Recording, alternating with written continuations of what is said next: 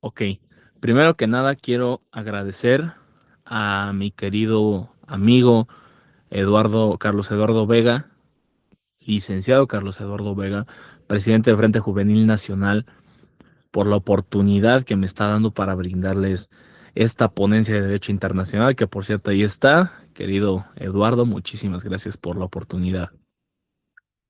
Y pues bueno, en lo que me carga la ponencia de este lado, yo quisiera preguntarles, ¿de aquí alguien tiene noción sobre el tema de derecho internacional? ¿Alguien tiene idea de cómo funciona? ¿Cuál es su propósito? Voy con Luis Fernando y después con Ricardo, ¿ok? Pues tengo entendido, no he llevado ese tema a la licenciatura en Derecho en esta materia, pero sí llevé análisis de relaciones internacionales. Tengo entendido que es la rama del derecho donde pues se estudian todas las normativas, todas las leyes, las disposiciones jurisdiccionales en el ámbito, digamos, fuera de los territorios, es decir, dentro de algún continente, a nivel internacional, sobre diferentes rubros que regulan acciones, medidas, políticas Ok, que hacen que pues, el planeta Tierra tenga un desarrollo más a conciencia y de manera gradual sin ningún tipo de intervención o transgresión a alguna normativa. ok, muchas gracias, Luis. Voy con Ricardo y posteriormente con Aime. Hola, buenas noches. Lo que yo tengo entendido por derecho internacional es la cooperación de varios países, en este caso, ya sea para ámbitos económicos, políticos y sociales. Así es. Y voy por último con Aime. Adelante, Aime. Aime, Perdón, es que se me trabó, es que se me traba mucho mi teléfono.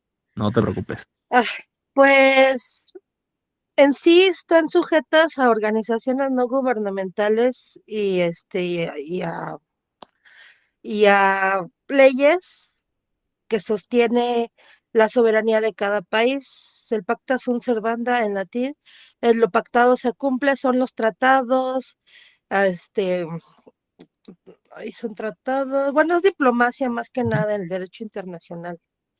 Ok, Es diplomacia, son las leyes que rigen a lo que tenemos que hacer como organizaciones, como ciudadanos, porque cada país tiene sus propias leyes. Entonces se tienen que basar con sí, con los tratados internacionales. Y en México se apega mucho a la Constitución, que están a la par la Constitución con la Carta de la Magna de la ONU, y se tiene que regir bajo eso. Gracias. ok. Muchísimas gracias, Aime. Y sí, como lo comentaron, todos tienen un punto de razón. Todos comentaron algo muy cierto. El derecho internacional lo que va es de regular las relaciones entre los estados. A nivel internacional no se le conoce como países, se le conoce como estados, precisamente para esta relación en la cual ambas naciones se van a beneficiar en distintos aspectos. ¿Cuáles son los aspectos más importantes por los cuales una nación llega a distintos tratados? Uno, lo que es paz. Supongamos que Luis Fernando y yo somos presidentes de distintos estados. Yo soy presidente de el Congo y Luis Fernando es presidente de México, por así decirlo. Entonces, ¿qué es lo que ocurre? Luis Fernando y yo llegamos a un tratado. Ok, yo el Congo tengo, supongamos, tengo acero para poder mandar a México. Ah, ok. Pero México tiene muy buenos maestros, pero México tiene muy buenos médicos. Ah, entonces, ¿qué es lo que ocurre? Se llega a ese acuerdo entre mismas naciones. ¿Para qué? Para que el propósito sea que ambas naciones o más naciones puedan crecer a ese nivel, beneficiarse de una manera muy mutua, lo que va economía, salud, educación y por supuesto una de las industrias a nivel mundial más importantes que es la industria minera. ¿Ok? Hasta aquí, ¿vamos bien? Sí, Perfecto, muchas gracias. Entonces, vamos al primer punto y por lo que estamos aquí reunidos hoy, la relación entre el derecho internacional y la Constitución. Como ya lo comentó mi querida compañera Aimee, exactamente, se llega a, a ese punto. Recordemos que el 10 de junio de 2011 en México ocurre una de las reformas más importantes. La reforma pone a los tratados internacionales al nivel de la Constitución. ¿Con qué finalidad?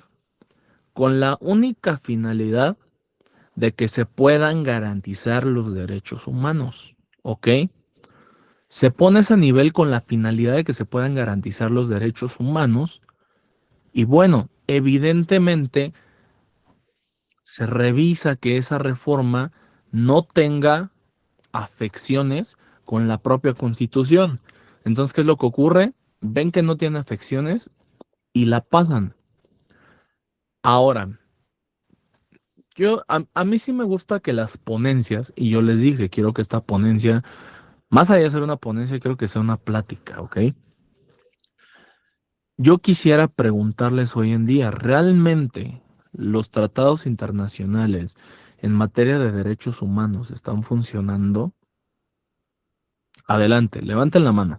Digo, prendan el micrófono y así vayan hablando consecuentemente. Te voy a ser sincero, no al 100%, porque han habido casos en que aun cuando en papel, bajo una firma, pues se ratifiquen tratados y se hagan cumplir, los casos de Radilla, Pacheco, los algodoneros y demás, pues están en el limbo precisamente del cumplimiento de esos tratados y como diciendo, oye, qué impresión van a causar nuestros hermanos y transgreden los derechos por esas acciones?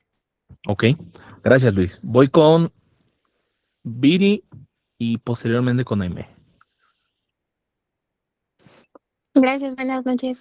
Desafortunadamente, bueno, yo lo veo como en el ámbito jurídico. Cuando estamos en audiencia, depende mucho de los criterios de los jueces. Entonces, en ese sentido, es como nosotros citar algún tratado, quizá en este tema a lo mejor en materia penal, pero sí depende mucho de los criterios de quien esté juzgando en ese momento. Totalmente. Ahorita prosigo con Aime y con Ricardo, no bajen la mano. Para la resolución de una litis o en el transcurso de un juicio, como ya lo comenta Viri, en México las leyes tienen un principio, el cual es principio pro persona, el cual vamos a hablar más adelante, pero les hablo un poquito. Este principio pro persona lo que hace es que trata de beneficiar al imputado de una mejor manera, es decir, que las leyes no sean tan punitivas o tan castigadoras con esta persona. Es decir, sí, ya delinquiste, pero ok, vamos a ver de qué manera se puede resolver. Muchísimas gracias, Viri. Voy con Aimee y posteriormente con Ricardo. A ver, la pregunta sería, ¿funcionan los tratados internacionales? Pues sería sí y no. Ya en lo técnico y aburrido funcionan genial, maravillosamente. Y gracias a los tratados puedes mandar un mail a China y los aviones no chocan en el aire y si compras algo por internet, llega casi siempre. Esa es una, digamos, micropaz, ¿no? Que nadie ve. Pero en lo político y pesado funciona mientras no estorban los intereses de las potencias. El concepto de pacta sunt servanda, lo pactado se cumple sagrado, y un país decide que su seguridad nacional es más importante que un papel firmado. En este contexto nos remontamos a 2 años, me parece que fueron casi 2 años, 1 o 2 años, bueno, X. Había un tratado que estaban llevando unos internacionalistas allá en Francia. Llevaban años peleando, no sé si ubiques esa nota, llevaban Sí. años peleando. Y de un momento a otro dijo Trump, no, sácalo, no me interesa. Así de, llevaban años, terminaron los internacionalistas llorando, nada más se les veía la cara de frustración en las negociaciones, porque fue algo que pegó muy, muy duro, tanto mentalmente, moralmente y económicamente, se pegó por todos lados. Y la decisión de un mandatario le pegó a dos países en los que había ese tratado. Entonces aquí ya vemos que empiezan a jugar, ¿no? Los intereses de la soberanía y a veces son caprichos más que nada. Gracias. Muchas gracias, Jaime. Es cierto, muchas veces incluso son caprichos, que es lo que estamos viendo actualmente con Estados Unidos. Y es lo que analizaba apenas con un amigo. Donald Trump entra a Venezuela y se lleva a Maduro. No tengo algo 100% confirmado, pero entra el ejército de Estados Unidos y sucede lo del Mencho. Y hoy en día Donald Trump está buscando la manera de ingresar a Cuba. Aquí usan la razón. ¿Realmente Donald Trump quiere entrar a estas naciones para hacer un bien? Yo les puedo decir que no. Yo les puedo decir que no. Es un capricho que Donald Trump tiene. Adelante a mí. ¿Sí se dice a mí?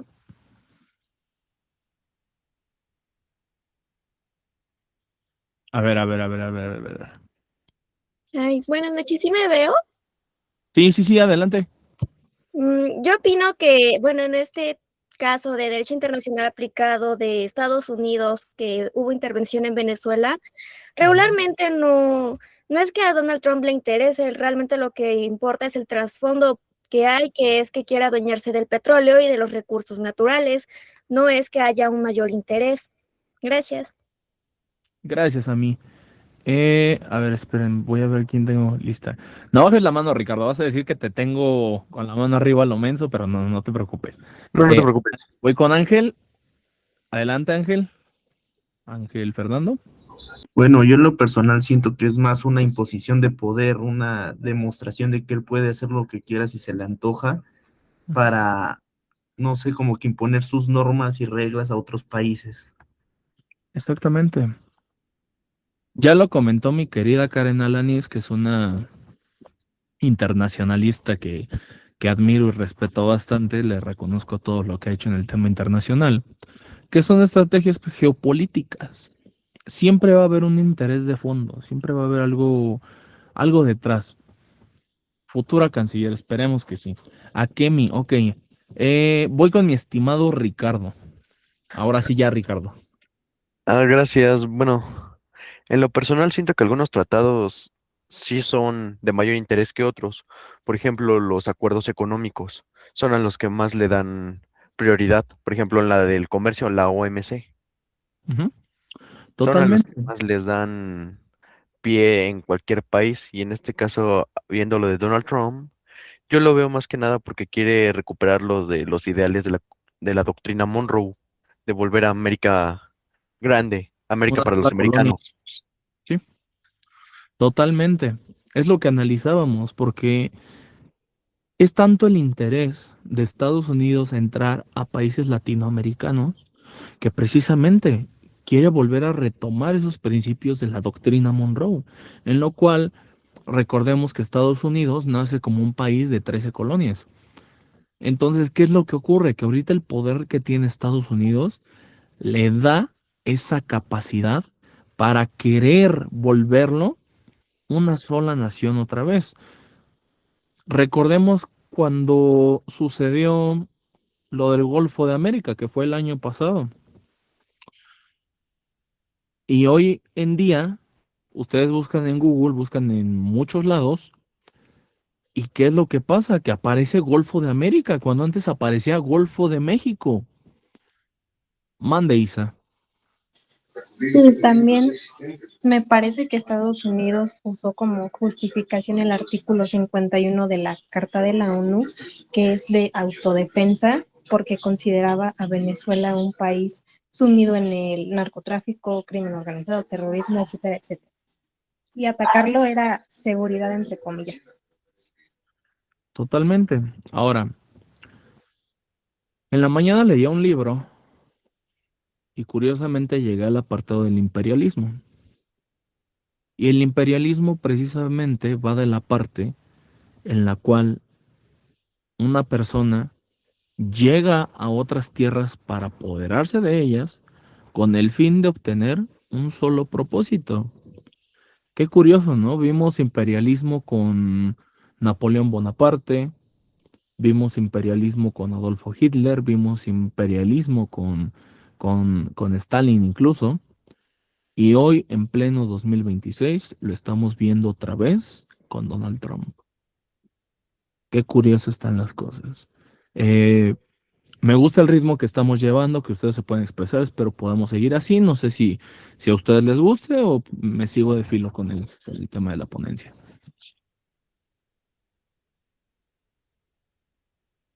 Así dinámica. Perfectísimo. Entonces, ahora sí, vamos a algo que se llama modelos de recepción o modelos de aplicación, dentro de los cuales tenemos el monismo, el dualismo y modelos híbridos en sistemas actuales. Vamos a analizar primero el monismo.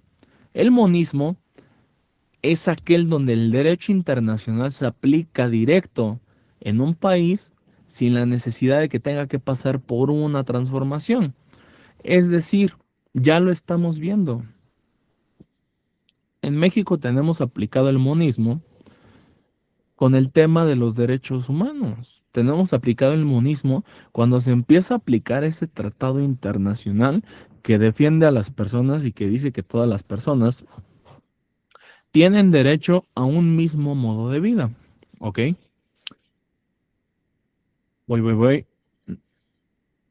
Link de asistencia. Ok, es el link de asistencia. Ahora, voy con el dualismo. En el dualismo, el derecho internacional necesita pasar por un proceso para convertirse en una ley interna. Es decir, el Congreso lo tiene que aprobar una ley para que se pueda incorporar ese tratado.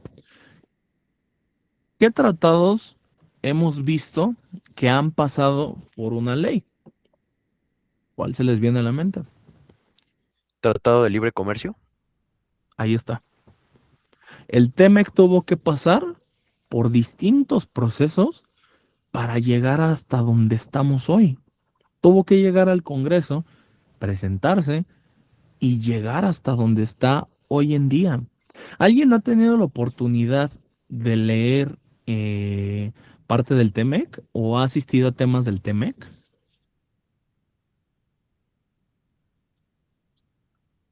Por ejemplo, me voy a basar de dos internacionalistas buenas que conozco, que para mí son mis gallos, y ahorita voy con Francisco.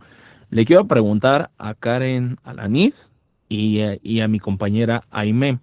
Primero, a Karen, ¿qué es lo que se ha podido ver en estos eventos del TEMEC? Hola, buenas noches, ¿cómo están? Eh, ¿Un panorama general o la crítica en sí a nivel regional? 50-50. Ok, bueno, para empezar, el panorama en México acerca del Tratado de Libre Comercio, que era el Telecán en ese entonces, en los 90s, se considera como un pacto de rendición regional para México respecto a Centroamérica, porque en ese entonces, hablando en cuestiones políticas y de liderazgo regional, México tenía ya un posicionamiento. Sin embargo, precisamente por el adoctrinamiento de la ya llamada doctrina Monroe, se trató de someter a México bajo un yugo comercial. ¿Por qué? Porque en ese entonces pues había un proceso de adaptación y evolución en diferentes ámbitos económicos en México. Sabemos que se estaba llevando a cabo una estabilización económica también, y pues bueno, eso era una amenaza también para la seguridad de la región, sobre todo en Norteamérica y Centroamérica. Entonces, conforme pasó el tiempo, las concesiones equitativas que se supone que se deberían de llevar a cabo para los tres países, porque generalmente hablamos del Tratado de Libre Comercio de Estados Unidos y México y dejamos el papel de Canadá, ¿no? Canadá siempre fue el mediador, siempre fue la estrategia comercial para equilibrar cuál era el interés de este tratado, no solo para beneficio de Norteamérica, sino también para empezar con los países de vías en desarrollo a abrir el mercado, a agilizar este intercambio económico que se pretendía también, no solo fuera de Norteamérica, sino tuviéramos como una pauta para hacer otro tipo de tratados con Europa, con Asia, entre otros, ¿no?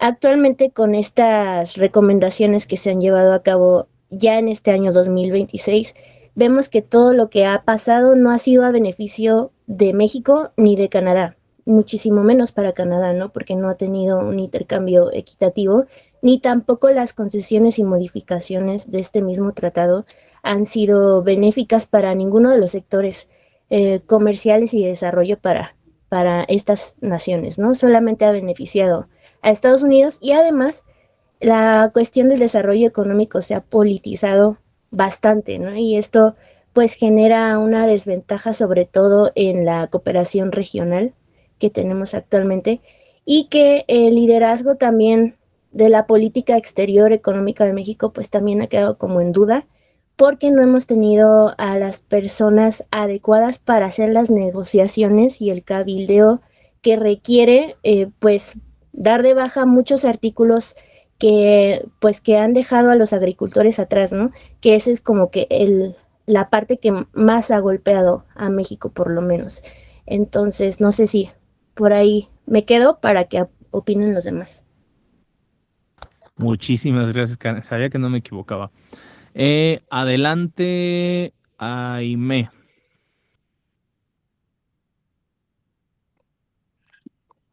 Perdón, es que estaba lavando los trastes. Pues ahorita lo que se está haciendo, como dice aquí mi compañera, se está sometiendo completamente a los intereses de Estados Unidos, porque ni siquiera Canadá se salvó. Ahorita, como antes diría el peje, ¿no? Son unos contratos leoninos, pero si no aceptamos algunos términos, desgraciadamente puede venir los pretextos, ¿no? Porque yo les llamo pretextos. Lo que hizo Trump con Venezuela, que invadió por el tema del narcotráfico, es un pretexto, ¿no? Para entrar, quitarle la soberanía. Ahorita donde se está sintiendo los derechos laborales, ahora no se vale que los jefes pongan sindicatos a modo, como pasa aquí en México, que se queda el hijo, nieto, bisnieto, tataranieto dentro del sindicato. Ahorita ya no se va a poder, es una de las ventajas. Hay muchas cosas buenas, pero que se pueden rescatar, pero de todas las cosas buenas, también hay malas. Ahorita, que le metieron a lo del, ¿cómo se llama? De lo de China, una cláusula anti-China, de que no puedes comprar más de cierta cantidad de productos chinos. Entonces, todo eso se conjura y como que es a modo y a conveniencia de Estados Unidos. Entonces, por una parte, pues vemos cosas buenas, pero por otra vemos mucho sometimiento. Y coincido con mi compañera, todo esto, pues, ya se sabía que iba a pasar, ¿no? Es cuanto, muchas gracias. Muchas gracias, Aime. Voy con Francisco y posteriormente con Angélica, perdón. Yo, para comentar, estuve en un parlamento anterior en la comisión justamente del TEMEC y que el TEMEC ha estado cambiando y aparte lo que se aproxima es su renegociación, porque se está viendo está la posibilidad de que no se vuelva a renegociar o que se pueda sustituir por otro tratado. Entonces, porque Estados Unidos, como han dicho las compañeras que me antecedieron, que Estados Unidos lo considera como supuestamente los deje en desventaja. Totalmente. Gracias, Francisco. Y voy con Angélica. Hola, sí, buenas noches. O sea, para retroalimentar, justo yo en lo del tratado de TECMEC, en cuestión de eso, yo estuve en un taller de Derecho Internacional promovido por la SRE y justo trataban de todas las, o sea, llevaron al asesor jurídico de la Secretaría de Economía y justo decía que que pues estaban en los diálogos de la negociación y que este tratado se iba a firmar, o sea, estaba pactado para firmarse en febrero o marzo, pero se va a extender hasta junio o julio, porque justo Canadá, de hecho, al principio del tratado a inicios de 2000, él no fue parte de la firma porque pues en cuestión de economía comparte más, o sea, realmente el tratado es entre Estados Unidos y México porque tienen otro tipo de industria México y Canadá, entonces no hay como tal una cúspide en donde ambos puedan negociar esto. Totalmente. Voy con Ricardo y ahora sí seguimos. Pues ahorita los que más se van a ver beneficiados, así decirlo, nada más sería Estados Unidos, porque México va a estar prácticamente a las órdenes de los aranceles que quieran poner, ya sea tanto para exportación e importación. Totalmente. ¿Alguien vio la noticia del escudo de las naciones? Ese escudo de las naciones tiene la finalidad de que se pueda coordinar estrategias de cárteles, co- pues sí, cárteles de narcotraficantes, y contrarrestar, como lo comentó Aimé, la influencia de China y América. ¿Qué países entraron a ese escudo de las naciones? Fueron Argentina, El Salvador, Ecuador, Paraguay, Costa Rica, República Dominicana, Panamá y demás. Ustedes ya muy bien lo comentaron. Y es lo que estamos observando hoy en día. Se busca un sometimiento por parte de Estados Unidos, la primera potencia mundial, sobre otras naciones. México bien no asistió a ese escudo de las naciones o escudo de las Américas. Pero ¿qué fue lo que ocurrió? ¿Qué fue lo que ocurrió? Ya lo comentaron. De todas maneras, Estados Unidos quiere meter el control a México a través de los aranceles, a través de impuestos. Viene el tema del mundial. Viene el tema del mundial y creo que con el mundial va a ser una bomba para México. Va a haber mucha derrama económica. Va a haber muchísimas cosas. Pero analicemos la otra cara de la moneda. No solo es México, es Estados Unidos y es Canadá. Y lamentablemente, como ya lo comentaron, a Canadá no se le está tomando en cuenta. Aquí es una relación bilateral entre México y Estados Unidos. Es una relación muy indirecta. Tenemos mucho que analizar sobre ese tema, pero principalmente estamos viendo un sometimiento directo. No estamos viendo el principal objetivo que tienen los tratados internacionales, que es beneficiar a ambas naciones o las naciones que forman parte de ese tratado, sino que se busca beneficiar a una sola. ¿Ok? Entonces, ahora sí, voy a proseguir. Hasta aquí, no sé si exista algún comentario, alguna duda, alguna sugerencia. Yo. Adelante. Bueno, respecto al tratado, honestamente, Estados Unidos sí se lleva las de ganar en el aspecto bilateral, pero honestamente Estados Unidos y Canadá tienen una industria muy grande. Entonces, realmente el beneficio del TECMEC, yo creo, estoy firmemente convencida de que el que más se beneficia de este tratado es México, ya que, ya que como las dos naciones son ya potencias, o sea, tienen un liderazgo global, cuando México intenta unirse, dejando atrás como sus lazos también con Sudamérica, que pues realmente, si nos ponemos a pensar, yo siento que el mercado de Sudamérica, no es súper rentable porque tiene los mismos, Recurso. los mismos recursos que México, o sea, Ecuador, Colombia, tienen Brasil. Brasil sobre todo, o sea, no los podemos ver como aliados porque son competencia directa. Ujú. Entonces, que se hayan englobado estos tres y hayan ayudado a México, creo que es una ventaja que nos tiene, que nos tenemos que tenerla en cuenta. Sí, sí, es muy cierto. Es muy cierto. A nivel internacional, como en todo, claro, existe un mercado. México es rico en muchísimas cosas. Es rico en petróleo, es rico en industria minera, es rico en industria pesquera, es rico en agricultura. Recordemos que el principal país exportador de aguacate a Estados Unidos es México. No hay más. Así como también lo es de otras cosas, como por ejemplo el limón, el jitomate. Es México. Tienes un muy gran punto de razón. Recuérdame tu nombre, compañera. Vázquez Morales, sí, Angélica, es cierto. sí, sí, sí. Gracias, Angie.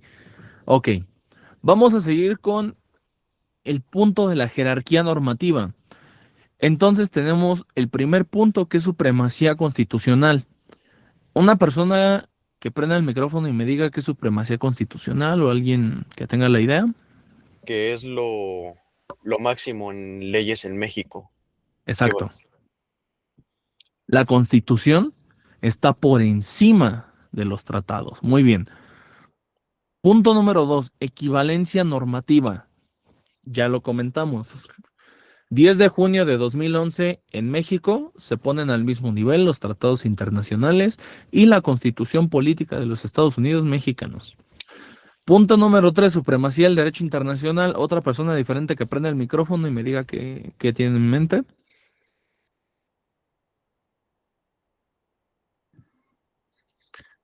Es exactamente similar a lo que mencionó el compañero, es aquella superioridad de los tratados internacionales sobre leyes y normativa. Ok, vientos, gracias Kevin. Totalmente. En este punto de la supremacía del derecho internacional, los tratados, especialmente lo que son derechos humanos, siempre van a estar por encima de cualquier otra ley. ¿Ok? En México, pues sí, o sea, los derechos humanos tienen que estar a ese nivel constitucional, por lo mismo que les digo.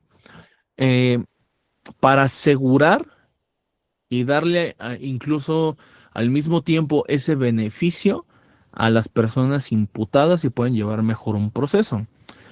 Voy con Juan Manuel, no sé si tengas alguna duda. Gracias. Quería dar mi opinión sobre la supremacía constitucional. Adelante, adelante, no te preocupes. Muchas gracias. Buenas noches. Pues bueno, este principio lo tenemos fundado en el artículo 133 constitucional. Nuestra constitución tiene 136 artículos. Y pues en él recuerdo que toda ley que emane de la constitución, tratándose de tratados internacionales, pues tiene una equivalencia pues igual con esta reforma del 10 de junio de los derechos humanos. ¿A qué me refiero? A que los tratados internacionales, pues, bueno, para algunos tratadistas, pues quizás sean superiores a la Constitución.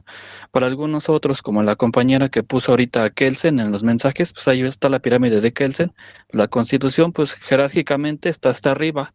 Entonces, pero para mí son igual nada más en tratados internacionales. Como una compañera ahorita también comentó, no recuerdo el nombre, en las audiencias o en los juicios orales en materia penal, pues muchas veces, bueno, corresponde al abogado pues invocar algún tratado internacional. Por ejemplo, a mí me gusta en temas de feminicidio el de Belém do Pará, de 1994, el cual pues bueno, algunas veces lo he utilizado. Pues es interesante, o el de la CEDAW también, para prevenir y erradicar todas las formas de violencia contra la mujer. Pero pues hay diversos tratados, también hay ambientales, y también es importante conocer lo que es el principio de constitucionalidad y el de convencionalidad. Bueno, hasta ahí ya le dejo para no emocionarme. No, al contrario, está bien, no te preocupes. Precisamente tú lo comentaste. Yo pasé aquí esta diapositiva, perdón, porque es lo que venimos hablando. Increíblemente, pues tú lo desarrollaste de una manera rápida, que precisamente el 10 de junio de 2011 se viene esta reforma y en el bloque de constitucionalidad viene esa parte en el cual la Constitución posee los artículos que protegen especialmente a los derechos humanos, que es lo que les comentaba.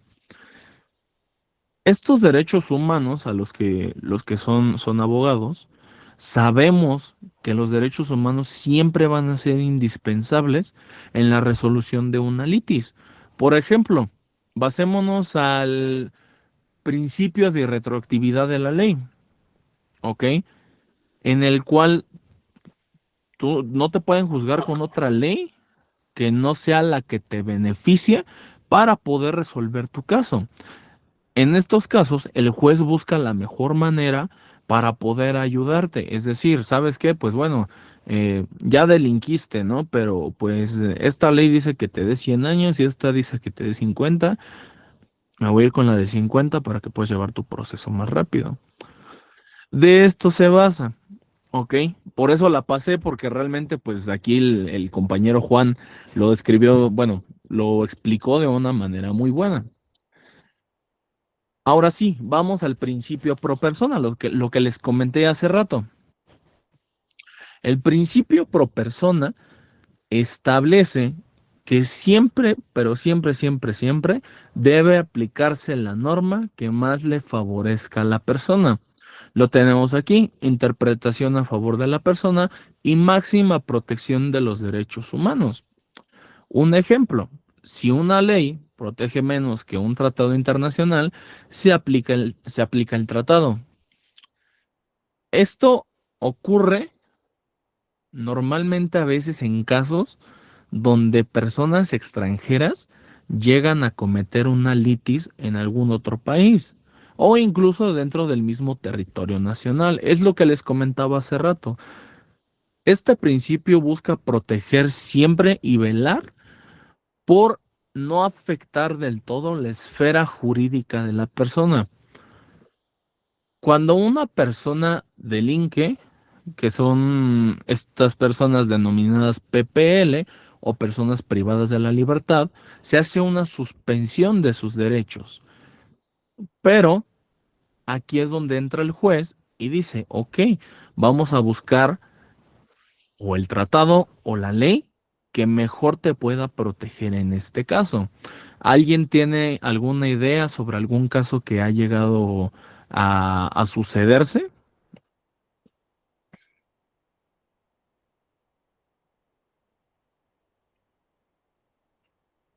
Hace, ah, hace tiempo, un mexicano llegó a cometer un delito en Francia. Y en Francia ya lo iban ya lo iban, ya iban a dictar exactamente el de la francesa. Pero entonces, pues bueno, volviendo a este caso, ya lo iban a meter ya iban a iniciar el proceso. Entonces se comunican entre las embajadas y México dice, oye, espérate, ¿cómo lo vas a enjuiciar así? Espérate, ¿no? Primero hay que revisar el caso. Se empieza a revisar el caso y México aboga porque se puede aplicar un tratado dentro de su caso. Entonces, de 30 años que le iban a dar a esta persona, le terminaron dando 15 años de prisión. E incluso pudo salir antes por el tema de que, pues bueno, se pudo llegar a un acuerdo en el cual esta persona pudo obtener su libertad de alguna manera. Sí, tuvo que hacer lo que es el servicio comunitario, pero pudo obtener la libertad de alguna manera. Tenemos otro caso también, el caso de la francesa. Ay, no sé si alguien quería decir algo.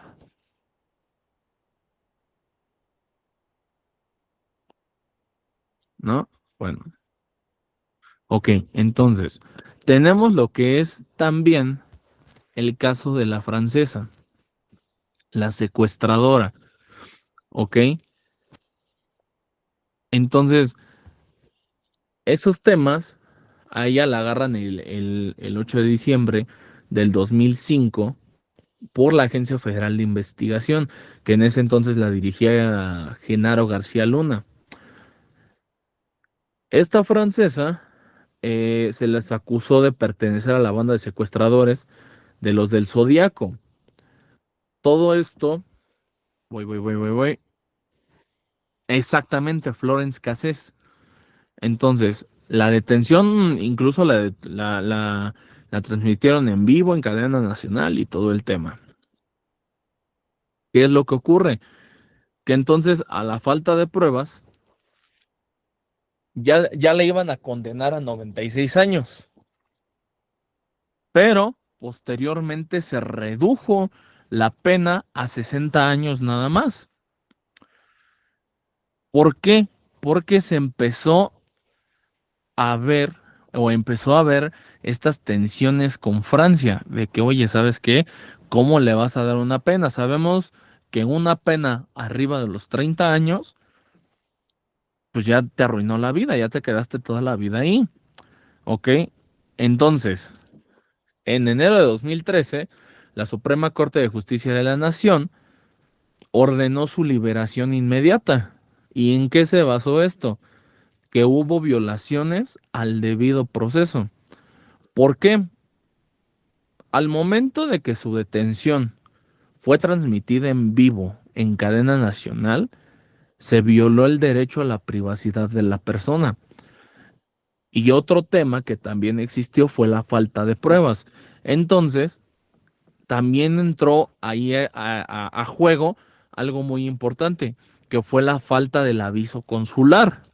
Entonces, fue una detención que sí, o sea, realmente sí era culpable, pero debido a todo eso no se pudo determinar si sí era culpable o fue inocente, entonces pues la absolvieron de ese caso. Y bueno, también estuvo el caso de Israel Vallarta, que él sí estuvo en 20 años en prisión. ¿Hasta aquí alguien tiene algún comentario, alguna duda, algo?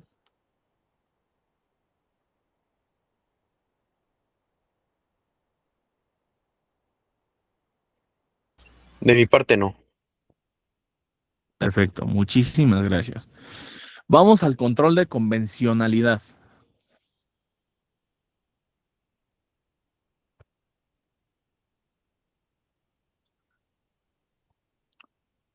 Ay, permítanme. Listo. Ahora sí. Vamos al control de convencionalidad. Por control de convencionalidad, ¿ustedes qué pueden entender? Alguien que prenda el micrófono y me diga.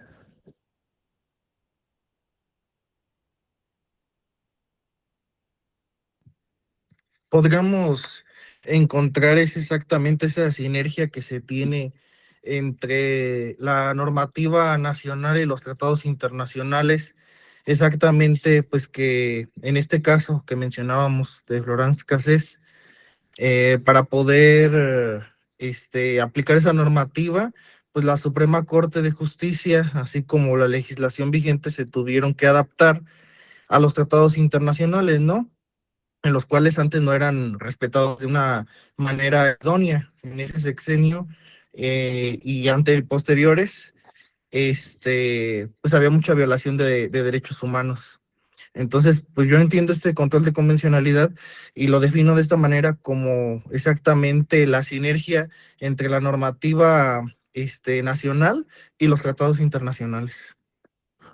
Exactamente. Control de convencionalidad. Recuérdame tu nombre, persona que habló. Sí, mi nombre es Kevin García. Kevin.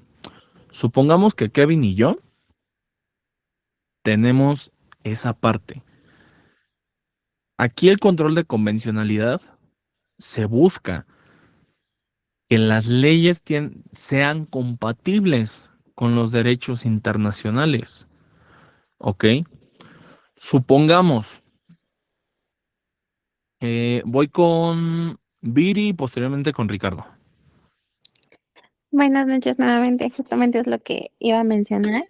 Son mecanismos que las autoridades y los jueces hacen como esta revisión, ¿no? De normas, tratados, leyes, y justamente aplican el principio de pro persona. Totalmente. Voy con Ricardo y posteriormente con Ángel. Buenas noches, Irving. Nada más para complementar, sí, justamente el control de convencionalidad más bien es como una armonización entre lo que son nuestras normas locales con la Constitución y las normas internacionales para que justamente no se violen los derechos humanos. Que de ahí, alguien me corrige, que de ahí justamente por eso existen las jurisprudencias que hace la Suprema Corte para hacer este comparativo. Exactamente. Y Ángel Fernando. Adelante. Sí, yo solo quiero agregar que en caso de que haya una contradicción en el control de convencionalidad, se aplica la norma que más proteja a la persona. Generalmente es el tratado, ¿no? Pero salvo que la Constitución limite expresamente este derecho, ya depende del país y las discrepancias que haya, ¿no? Y en cuyo caso se respeta la Constitución. Totalmente. Adelante, mi querida Karen Alanis. Bueno, solo concluir con el punto de que cualquier estado que ratifique un tratado internacional, también la convencionalidad se ocupa para evidenciar cuando estén faltando a este tratado. Es decir, que le da una formalidad a un alto nivel, para que se cumplan la protección de los derechos de las personas, principalmente. Muchísimas gracias, mi querida Karen Alanis. No es por presumir, pero escuchar a Karen hablar sobre temas internacionales realmente es un gustazo. Es una mujer que sabe muchísimo sobre el tema internacional. Pero bueno, para no alargarme mucho en el tema de convencionalidad, ustedes ya lo comentaron, se busca precisamente que, que no se pueda afectar un derecho de las personas. A ver, les voy a poner un caso y me lo responden. Ustedes son políticos, algunos abogados, otros internacionalistas y hay de distintas carreras. Yo, político, quiero aplicar una iniciativa donde la pena de muerte sea legal en todo el territorio nacional. ¿Puedo o no puedo? No puedes porque estás violando los tratados internacionales. ¿Qué artículo? Si no mal recuerdo, el de derecho a la vida. Exactamente, es el primero.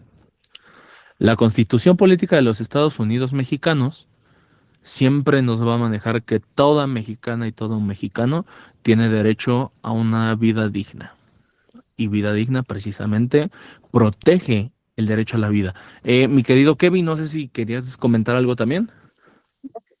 Sí, exactamente. Hubo una controversia aquí en el estado de Michoacán. Yo soy de Michoacán, aquí tienen su hogar, su casa. Entonces, pues el chavo que asesinó a 2 maestras en Lázaro Cárdenas, pues muy ignorante de su parte, de ese funcionario, en decir que quería la pena de muerte para ese joven, ¿no?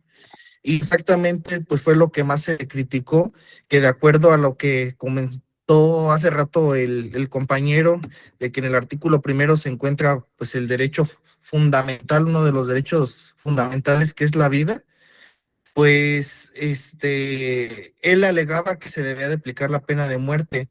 Entonces, pues eso habla del desconocimiento exactamente de lo que es pues la ley, ¿no? Nuestra normativa, algo tan básico y que no se entienda y que queramos retroceder a mucho tiempo, pues creo que debemos de estudiar más eso. Y justo pues es lo que mencionan en el chat, sí, fue ese funcionario y pues es un claro ejemplo de lo que debemos de cambiar. Exactamente. Recuerden, chicos. Recuerden siempre, el desconocimiento de la ley no te exime de su cumplimiento, o es decir, el desconocimiento de las leyes no quiere decir que no las tengas que cumplir, ¿ok? Adelante, Aime. El artículo de la Constitución número 22 dice clarito que queda prohibida la pena de muerte por cualquier tipo de delito y reformar esto requiere la mayoría calificada en el Congreso, que siendo realistas, está muy difícil que poner de acuerdo a los vecinos en una junta de condominio. Y en tratados internacionales, México está amarrado al protocolo, a la Convención Americana sobre Derechos Humanos. Si el Estado renuncia a la pena de muerte, el Pacto de San José prohíbe restablecerla y salirse de ahí nos costaría sanciones internacionales y pues nos quedaríamos como parias democráticos. Entonces sería todo. Ah, y aparte, el 90% de los, ¿de qué sirve tener la pena de muerte si el 90% de los juicios no llega no llega, no, de los juzgados no llega con el juez? Ay, perdón, me puse nerviosa. Gracias. Totalmente. No se puede aplicar la pena de muerte en México. Uno, porque lo protege los derechos internacionales, ya lo comentaron, eso es de cajón. Dos, lo protege la Constitución. Y tres, conociendo cómo es México, ¿ustedes creen que la pena de muerte sería aplicada correctamente? No. Imagínense cuántos muertos ya habría por una pena de muerte mal ejecutada. E incluso también por, ¿qué será? Por conflictos, aunque no sea probado. Totalmente. Mi querido Luis Alberto, adelante. Yo tengo ahorita una duda, en este caso de que, bueno, México no puede tener la pena de muerte por los tratados internacionales a los cuales está escrito. ¿Y por qué Estados Unidos sí? ¿Ellos no están metidos en ellos o ellos cómo está su rollo? ¿Qué onda? No, ellos no están dentro de la Convención de Derechos Humanos. Por eso ellos sí pueden aplicarla, pero solo en ciertos estados. Por ejemplo, estados como lo es Texas, Arizona y, si no California. mal me equivoco, California. Creo que también Florida. Florida No me también. hagan mucho caso. No, ¿Sí? sí, Florida también. Entonces, Ok. recordarán que en el 2000, no recuerdo si fue 2012 o 2013, el caso de Edgar Tamayo, que fue mexicano, que era de Morelia, Michoacán, y que lo terminaron ejecutando en Estados Unidos con la inyección letal. El caso de presunto culpable también es otro caso. ¿Cuánto tiempo tardó en resolverse ese caso? Fueron años y debido a ese caso fue que se cambia de un sistema inquisitorio a un sistema oral, porque vieron que el sistema inquisitorio era un sistema en el cual únicamente tú podías defender a la persona de manera escrita. Cuando pasamos a este sistema oral, bueno, ya cambia el tema, ya te puedes incluso defender tú como imputado. ¿Sabes qué? Oye, la cosa está así y así y así y así. Oye, ¿por qué me quieres enjuiciar de esa manera? No, dame chance. Entonces, el caso de presunto culpable en México fue un parteaguas, fue un antes y después para renovar todo el sistema judicial. Y pues bueno, volviendo al caso de Edgar Tamayo, fue un caso muy grave, porque al parecer el caso de Edgar Tamayo, si no mal recuerdo, tuvo participación en un homicidio, pero no tuvo la participación al 100. O sea, ahora sí que Edgar Tamayo fue el dirían en las películas, tú te encargas de la fuga, ¿no? Lamentablemente fue la única persona que agarran en la escena del crimen, le cargan todo el caso. Texas, el estado de Texas aprueba la pena de muerte, le aplican la inyección letal y muere en Estados Unidos. Lo trajeron a México de nuevo precisamente para conservar los derechos de las personas que han fallecido. Pero sí, realmente el caso de Edgar Tamayo, si tienen la oportunidad de checarlo, fue un caso bastante mediático. que puso la relación entre México y Estados Unidos de una manera muy tensa. Entonces, vamos a tendencias globales. Tenemos la constitucionalización del derecho internacional. Esto creo que ya lo hemos venido abordando en todo lo que es esta plática que hemos estado teniendo, que es la parte de donde entran los tratados internacionales dentro de la parte de la Constitución. Internalización del derecho constitucional. A la inversa, se busca que las leyes constitucionales no perjudiquen lo establecido o ya lo establecido, lo ya establecido, perdón, dentro de los tratados internacionales, ¿ok? Fue lo que vimos hace rato. Y tenemos el diálogo judicial, que es cuando se sientan todos los jueces, oye, ¿sabes qué? Está este tratado internacional, vamos a ver el modo de cómo se puede aplicar dentro de nuestras normas jurídicas mexicanas, abordándolo a México. Entonces, podemos observar una mayor integración entre el derecho internacional y el derecho constitucional. Si pueden observar, se mezclan de una manera muy homogénea para la protección de todos y cada uno de los derechos humanos. Ahora, yo quiero que como no me respondan como políticos, no me respondan como ciudadanos, no me respondan como nada. Perdón, respóndanme como ciudadanos. Eh, ¿Realmente se protege los derechos humanos? ¿Realmente creen que los tratados internacionales están haciendo su trabajo de proteger los derechos humanos? Adelante, Kevin. No. Bueno, Totalmente. Adelante. principalmente, y coincido con el compañero, creo que no se están protegiendo. Y pues el claro ejemplo que tenemos, que fue a nivel internacional, fue exactamente con Nicolás Maduro, Ujú. en el cual pues exactamente no se respetaron sus derechos, independientemente del debate que se tiene si Venezuela está en una dictadura o no. Eso es aparte, creo que todo es conforme a la ley y a él no se le respetó pues sus derechos como tal. Y pues incluyendo aquí a nivel nacional, pues tampoco tenemos esa defensa de derechos humanos, ¿no? ¿Cuántos periodistas exactamente vemos que asisten pidiendo un auxilio, un alojo, una protección, no nada más a los derechos humanos de ellos, sino de sus familias, y pues tampoco no se tiene. Y es que también se tiene la falta de sinergia de las comisiones, ya sean estatales o la Comisión Nacional de los Derechos Humanos, con pues exactamente su finalidad que tienen, ¿no?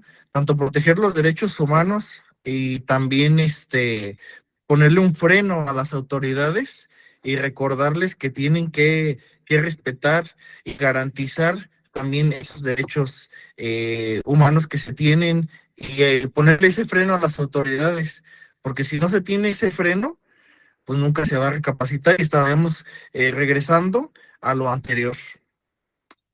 Totalmente, mi estimado Kevin. Voy con Ricardo y después con Luis Alberto. Pues en lo personal, siento que no todos, porque hay unos que sí te ayudan. Por ejemplo, de los PPL, al citar lo de Nelson Mandela y el convento de Japón, algo así, que los ayudaba a reducir su sentencia o de plano anularla, pero muy rara la vez se tiene respuesta. Totalmente. Adelante, mi querido Ricardo y mi querido Luis Alberto posteriormente. Yo digo que no, porque desgraciadamente aquí, como lo había mencionado a nivel nacional, en el debido proceso hay mucha deficiencia, hay mucho rezago, inclusive hay mucha laguna de derecho, que en cualquier proceso de cualquier materia no saben cómo aplicarlo. Entonces, uno desde una perspectiva como ciudadano, pues lo ve como que no se aplica o medio se aplica, pero uno como litigante ve que hay mucha escasez de ahora sí que de capacitación de primera instancia, y luego esa primera instancia pasa a una segunda instancia y luego llegan al amparo y desgraciadamente es cuando viene esta controversia de que si se aplicó o no se aplicó, porque todo eso le llegó desde el juez de primera instancia, y como son muy corruptos o tienen deficiencias, pues ¿qué puede hacer el magistrado o un superior? Ese es el tema. Totalmente de acuerdo. Adelante, mi estimado Luis Alberto.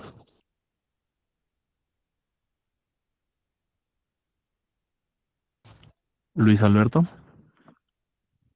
Bueno, yo considero en lo personal de que no, porque bueno, en el caso aquí de México, yo también recuerdo de mis clases de Derecho Constitucional, en una parte de los derechos humanos, mi maestro nos puso a todos a investigar ciertos casos de violación de derechos humanos y recuerdo que aquí en México, creo que fue por año de los 70 más o menos, no recuerdo bien si fue el caso de Rosendo Radilla, que era un hombre que había desaparecido forzosamente por el ejército.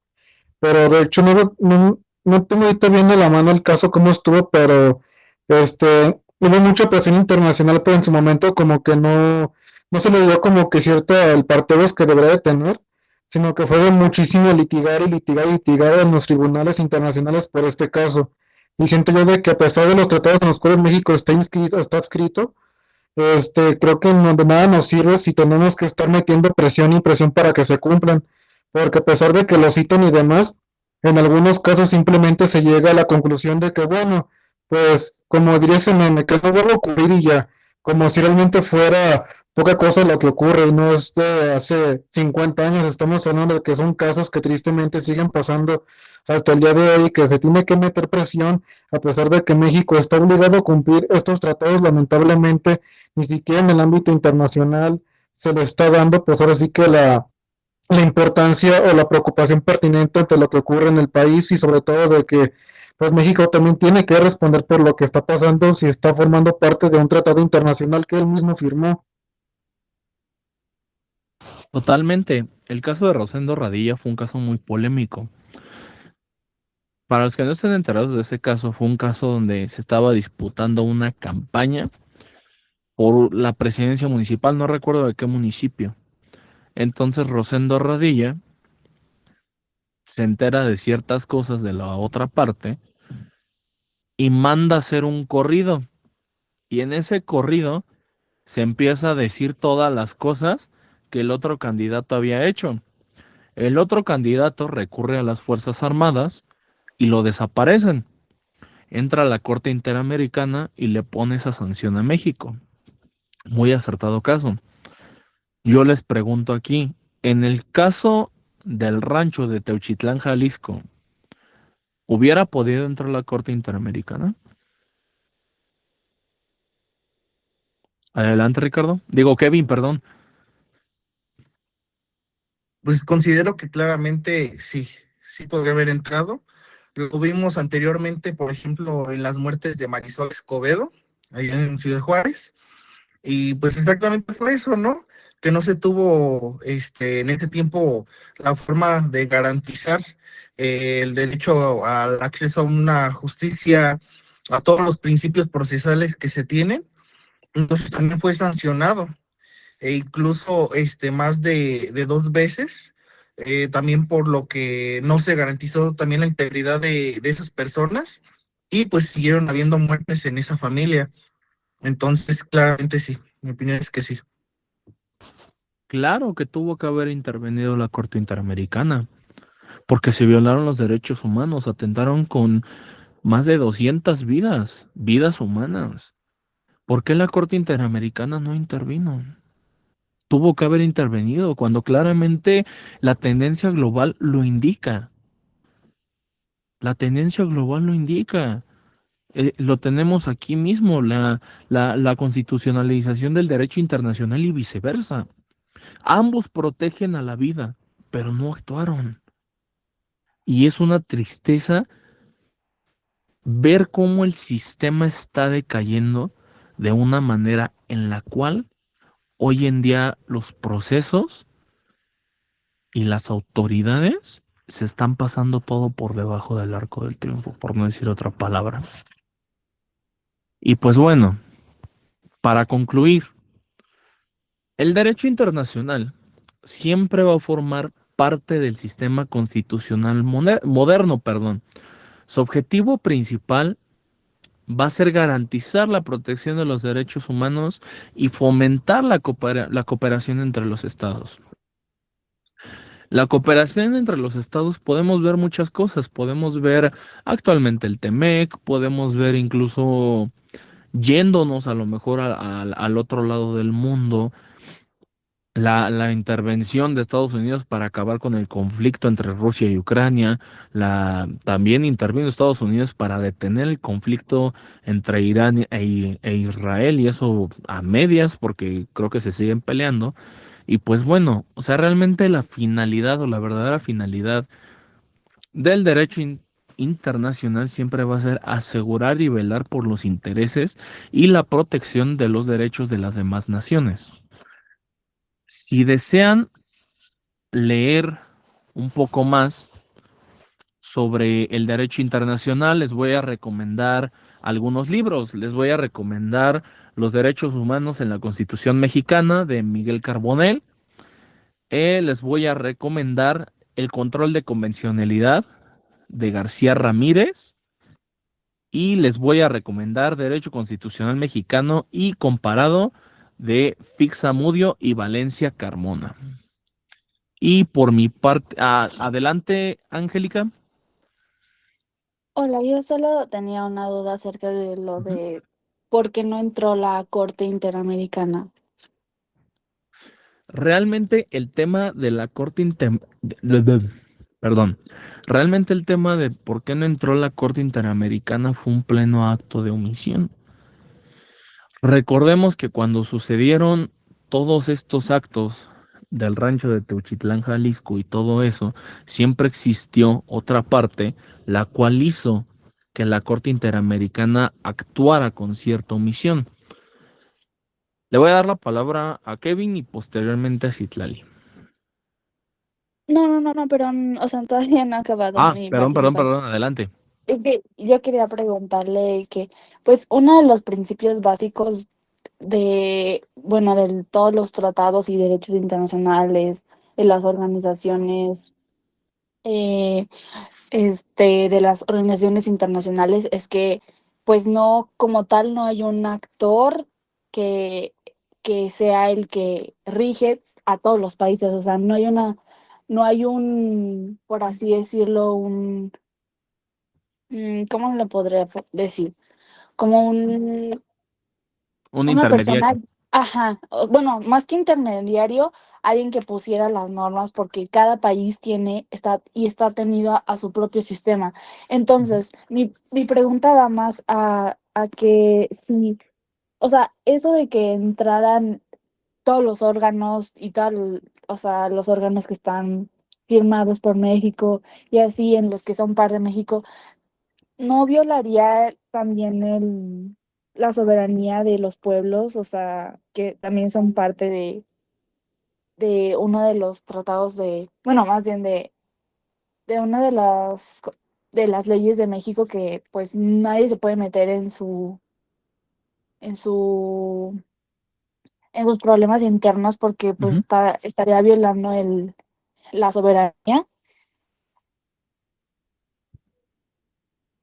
Totalmente, mira, si bien los países sí tienen cierta soberanía, pero también existe otra parte en la cual los mismos tratados le permiten a las demás naciones actuar en caso de que un país haya perdido su soberanía, en caso de que sean casos demasiado bélicos.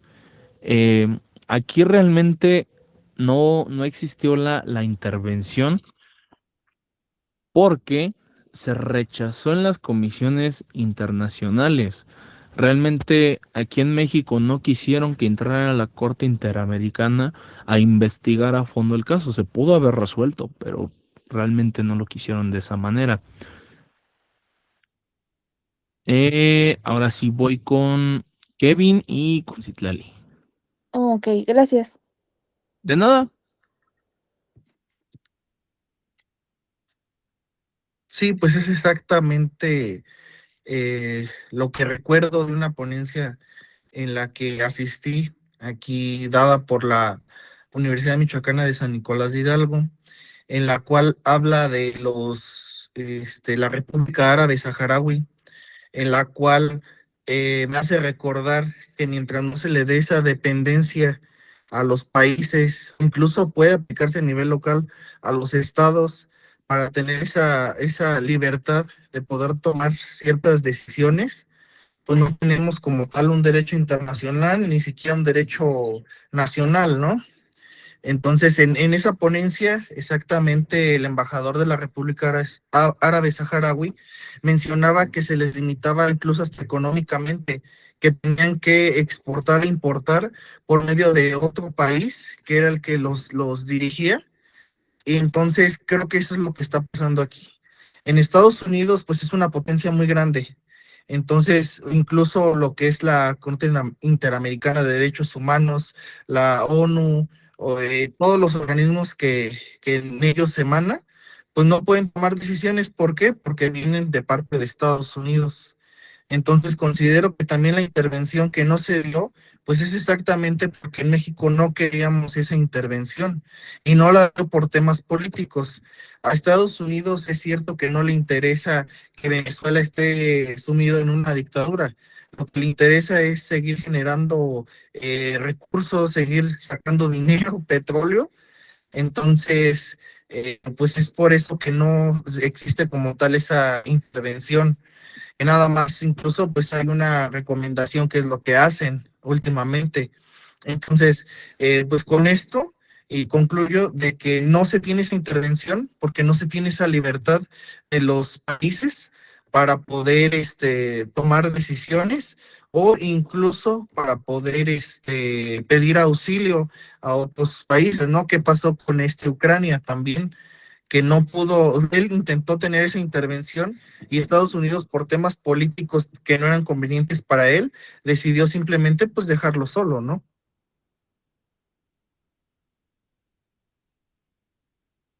Es todo.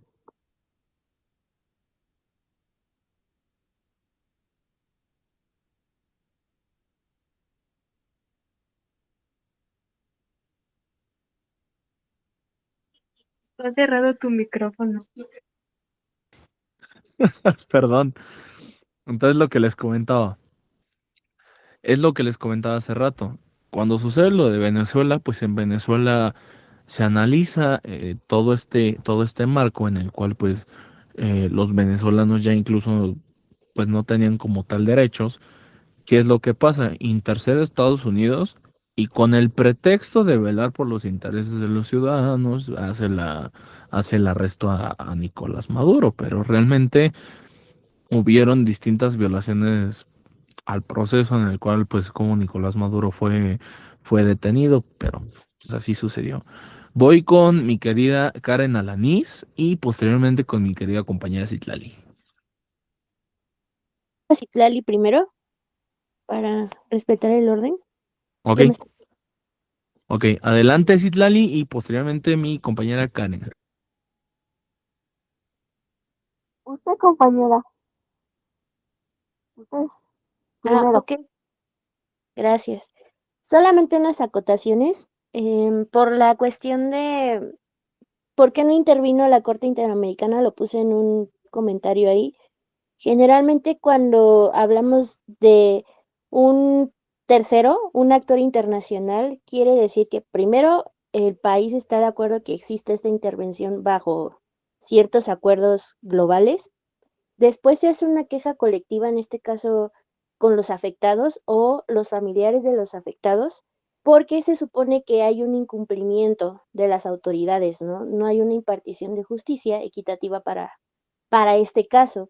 Cuando se somete a un juicio internacional, quiere decir que hay una Corte Internacional de Justicia que va a emitir un dictamen para evidenciar que este Estado no está cumpliendo en ese proceso para proteger los derechos de las personas. Principalmente, esto actúa en tema de derechos humanos, ¿no? No se mete tanto en negociaciones como las que mencionaron después, pero sí se requiere que exista todo un procedimiento. Desgraciadamente, a nivel nacional e internacional, esto lleva tiempo. y lleva intereses políticos inclusive, porque este tema que trataron, pues sí, sabemos que también el contexto de violencia en México es muy marcado y que esto pues no permite tampoco que una comunidad afectada pues llegue hasta esos canales, ¿no? Sin embargo, cuando hay una revisión por estos actores, se determina también si existe un cumplimiento, como una rendición de cuentas, vamos a decirlo así, una transparencia de justicia. Y no solo la Corte Interamericana se involucra, por ejemplo, en América, pues es la OEA. La OEA en materia de derechos humanos es un observador y es el que exhorta medidas o acciones ya definitivas para protección de las víctimas. En este caso son las llamadas medidas cautelares, pero pues esto lleva a un procedimiento porque finalmente se le adjudica una responsabilidad al Estado para cumplir ciertas necesidades o ciertos dictámenes bajo el procedimiento de la ley, ¿no? Solo quería aclarar que por eso es que no se intervino. Entonces, ahí se evitaron un montón de situaciones para que, pues bueno, no se escalara a nivel global, aunque se sabe del tema, ¿no? Y ahí tenemos otro ejemplo como Ayotzinapa y otros que podríamos estar ahí enlistando toda la noche. Y me iba a los temas de Ucrania y saharaui. La cuestión de saharaui, el problema es que es un estado que no tiene reconocimiento por todas las naciones. Entonces, eso, por aquí los que estudian RI saben que hay un reconocimiento de facto, ¿no? Ese tipo de conceptos quiere decir que sí se reconoce que existe una comunidad que tiene un origen también, o sea, un origen histórico, que tiene un origen también de tradiciones y costumbres, y que el pueblo tal cual se nombra con una nacionalidad que reconocen bajo esa comunidad. Sin embargo, no todos lo reconocen como un Estado-nación, o sea, reconocen un gobierno, pero no un Estado, y eso es lo que pasa con Saharaui, ser un país que, bueno, un Estado que era de alguna manera de los últimos países colonizados a finales del siglo pasado, pues resulta de que también existen intereses, en este caso que son la extracción de minerales que se utilizan para las armas. También está el contexto de las minas antipersonas, que es una situación que también está regulada por un marco de Naciones Unidas, que no permite que exista un proceso de reconocimiento tal cual, porque recuerden que una de las cosas que se determinan para reconocer a un estado, pues es el territorio.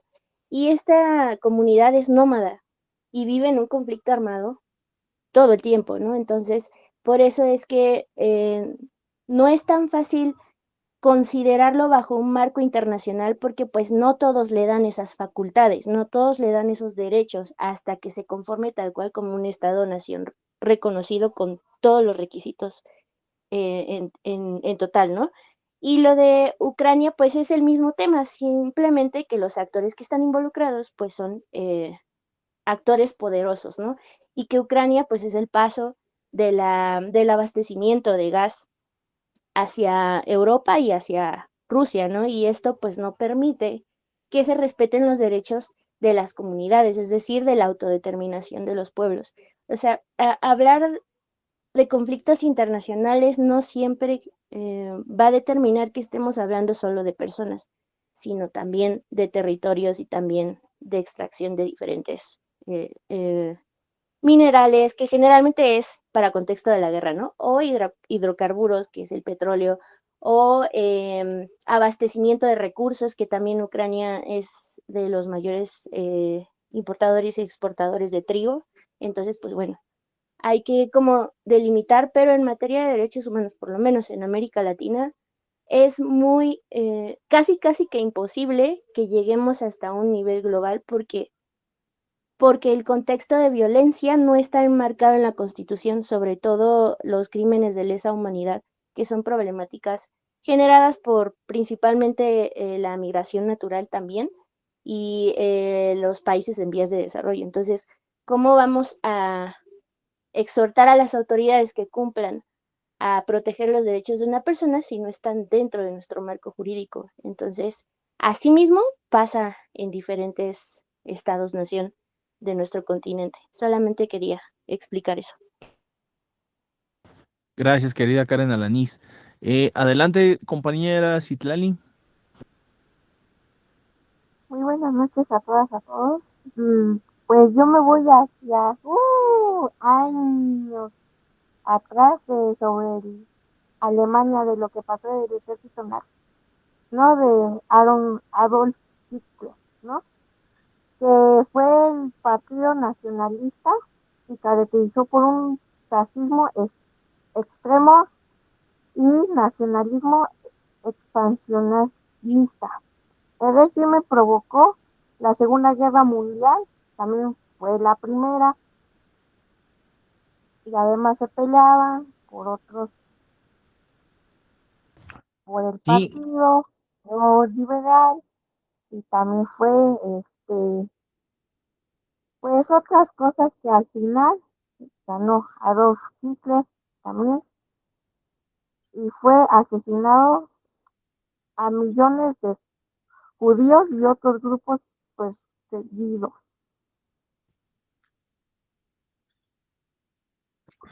sí, como ya lo comentó mi querida Karen Alanís, realmente pues existen muchos intereses de por medio.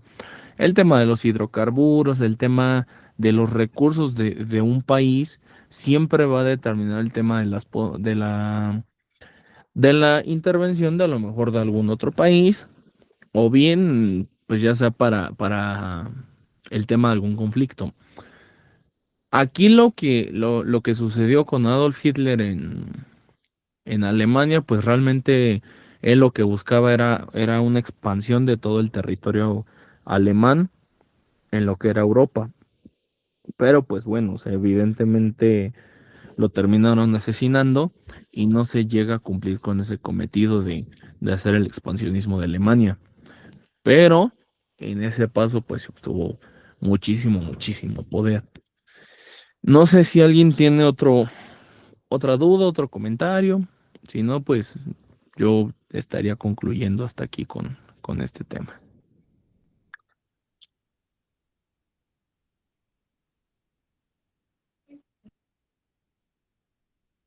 Pues parece que no. En verdad, muchísimas gracias a todas las personas que participaron, reconocer la participación, como siempre, de mi estimada internacionalista Karen Alanís. De verdad, muchísimas gracias a todas y todos. Gracias, estimado presidente Carlos Eduardo Vega. Y pues bueno, yo quisiera dejarlos con una frase. Recuerden, no, tengan en mente al lugar donde quieren llegar y cuando lleguen ahí, recuerden por qué llegaron. Muchísimas gracias y estoy a sus órdenes. Irving, Muy bien, muy bien. Irwin, buenas noches, ¿cómo estás? ¿Qué Irving, tal? una pregunta. Ok, adelante. Sí, mándeme. Perdón que interrumpa. Nada más para que me digas cómo se llama el nombre del libro y quién lo publicó. Bueno, quién es el autor. No seas malita, ahorita Porfas. te lo paso ahorita en privado, ¿no? Please. Es Vale. Gracias. los Descansen, derechos, bye. ah, ¿Derechos de qué? los derechos humanos en la Constitución de Miguel Carbonell. Vale. Gracias. Ya, ahora sí. Muchísimas gracias. Bueno, ahora sí, nada más para despedir. Irwin, pues muchas gracias, hermano. Te quiero nuevamente, o sea, sabes, amigos de años. Y pues bueno, Irwin aquí presente, él es licenciado en Derecho y maestro en Derecho Internacional Privado. Entonces, hoy nos dio una ponencia, justamente lo queremos un chingo. Desde aquí, desde el Frente Juvenil Nacional, siempre lo hemos atesorado.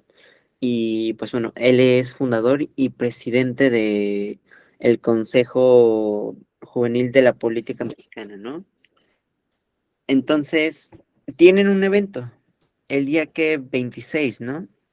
Tienen un evento en el Senado de la República a las 9 de la mañana, me parece, Es el 26 de abril.